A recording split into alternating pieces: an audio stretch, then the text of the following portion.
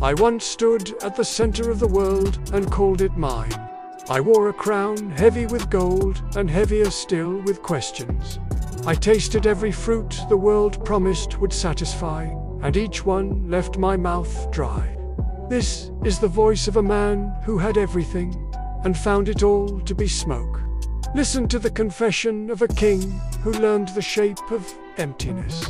I built towers that cast long shadows over the city. I filled my halls with music until the walls themselves seemed to breathe. I gathered wisdom like a man gathers treasure, and wisdom answered me with riddles. I married, I feasted, I multiplied my pleasures, until there was no new pleasure left to try.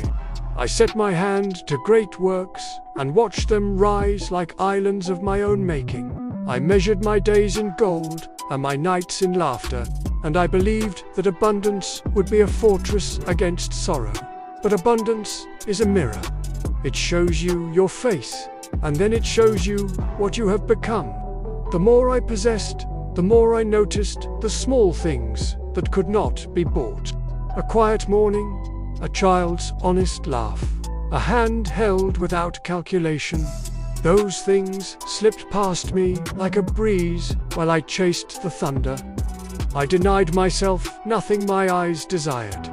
I sought wisdom and folly with equal appetite, as if both were spices to season the same meal. I planted vineyards and gardens. I amassed silver and servants. I surrounded myself with women and songs. I tried to make meaning by piling up experiences, as if meaning were a mountain built from pleasures. And yet the word returned to me again and again. Hevel, not nothingness, but vapor. A thing you can see and cannot hold. A beauty that dissolves when you reach for it. Everything I chased was Hevel, bright, fragrant, gone. Pleasure became a treadmill. Each new delight required a louder trumpet, a rarer jewel, a more daring conquest. What once astonished me became ordinary. What once filled me became a hollow echo. I learned that the appetite grows to match the feast, and the feast never fills the appetite. I built houses and gardens. I carved monuments to my own name. I set my hand to projects that would outlast my breath. I thought permanence could be purchased with labor and gold. I thought legacy could be engineered like a fortress. But time is a patient thief. It erodes marble and memory with the same indifferent hand. The monuments I raised became weathered. The songs I composed were forgotten. The names I engraved were read by strangers who did not know the weight behind them. Even wisdom, when hoarded like a coin, loses its warmth. I watched injustice flourish in the corners of my kingdom.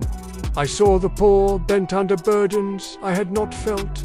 I saw the clever prosper by crooked means. I saw the righteous suffer and the wicked thrive. The world did not bend to my sense of order. It moved with its own stubborn logic, indifferent to my plans. There is a moment when a man looks back and recognizes his own hand in the ruin. I saw my own choices reflected in the brokenness around me. The pleasures I pursued had not only failed to save me, they had helped to shape a world that mirrored my hunger. I had taught my sons to value the glitter I valued. I had set the table for a generation that would measure worth by the weight of its silver. Regret is not a single thunderbolt. It is a slow, steady rain that soaks the bones. It is the realization that the map you followed led you to a cliff. It is the knowledge that the advice you once gave to others was the advice you failed to follow yourself. After the long experiments with pleasure and power, a different voice began to speak. It was quieter, older, less certain of grand theories, and more certain of small truths. It said, "Enjoy what you can enjoy. Eat your bread with gratitude. Drink your wine with a clear conscience. Work with your hands and sleep when you are tired. These are not grand solutions, but they are honest ones. This voice did not promise immortality. It did not promise that joy would be permanent. It promised only that some things are worth savoring while they last. A good meal, a faithful friend, a day of honest labor. These are not illusions. They are small lights in a world of smoke.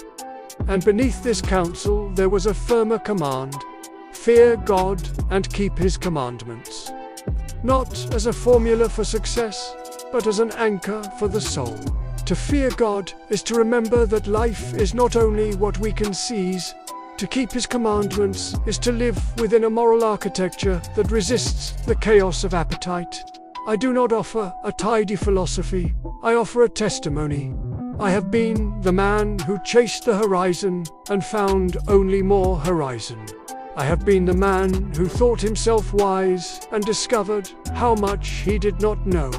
If my life can speak to yours, let it say this plainly: do not trust the glitter to save you.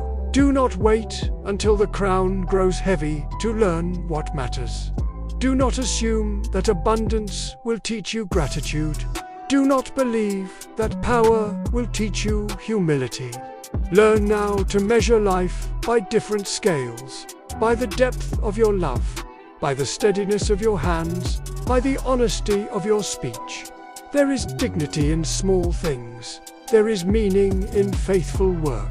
There is a kind of salvation in the practice of gratitude. These are not glamorous lessons, but they are the ones that endure.